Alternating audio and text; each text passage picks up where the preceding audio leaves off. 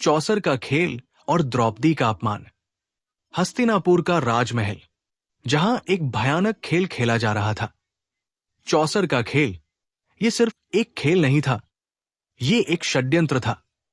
छल का जाल, विनाश की ओर बढ़ते कदम। सभा के मध्य में राजसी चौसर बिछी थी।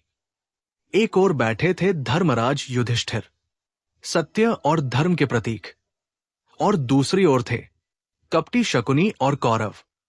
शकुनी के पास थे वे पाशे जो उसकी मर्जी से चलते थे, और युधिष्ठिर, वो तो धर्म के बंधन में बंधे थे।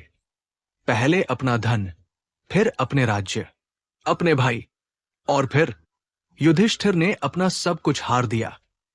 फिर एक ऐसा दाव लगा जो कल्पना से भी परे था।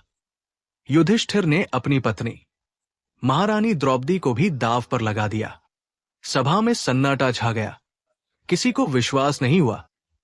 क्या ये सच में हो रहा था? जुए में हारे हुए पांडव सिर झुकाए बैठे थे, और तभी दुर्योधन ने भरी सभा में आदेश दिया, दासी को सभा में लाया जाए।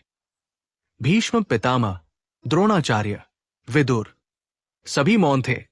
कोई कुछ नहीं कह रहा था। दुशासन ने द्रौपदी को सभा में घसीटकर ला खड़ा किया। ये क्या अन्याय है?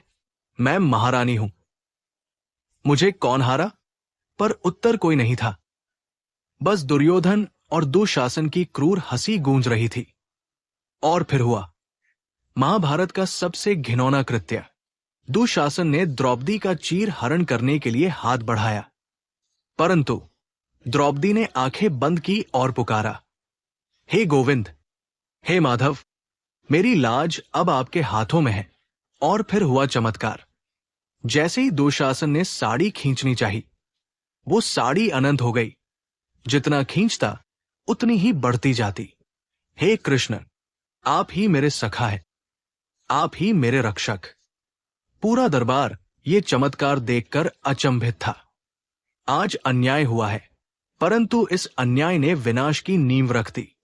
ये सभा, ये अपमान, ये अन्याय, यही बनेगा महाभारत युद्ध का कारण। यही थी महाभारत की सबसे दर्दनाक कहानी, चौसर का खेल और द्रौपदी का अपमान।